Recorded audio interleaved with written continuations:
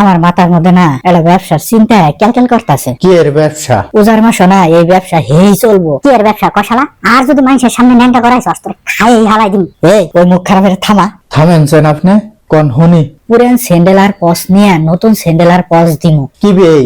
প্রতি স্যান্ডেলে 100 টাকা নিমু আর প্রতি বছর 15 টাকা নিমু। হ কি বেই?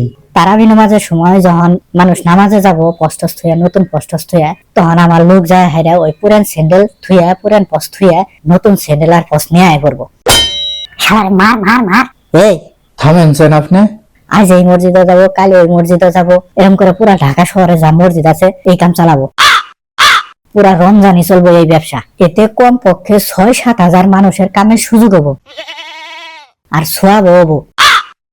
কামের সুযোগ করে দিলে সোয়াব হবো না? শালার মার মার মার। শালার মার মার। শালা কি কইছে? শালা কি কইছে? কি কইছে? এ ওরে থামাবি। ওর মাথা দিয়ে কিছু করবে রে হবে না, আর আঙ্গুর মাথা দিয়ে কিছু করবে রে দেবো না। গন্ড মূর্খ পাগলা। বাদ দেন ছেলে চিনতে। পূজার মাসে মানুষের ক্ষতি করবেন কে? পূজার মাসে আন্নে বেশি বেশি দান করবেন। চুরি করবেন কে? পূজার মধ্যে যদি চুরি করেন তাহলে মুসলি আর নামাজ পড়ে যাবোই না। যে নামাজ পড়ে গেছিলাম এলে চুরি হয়েছে, আমি আর যাবোই না। মুডি নষ্ট করে দিবেন, তাহলে করেন যাবো না।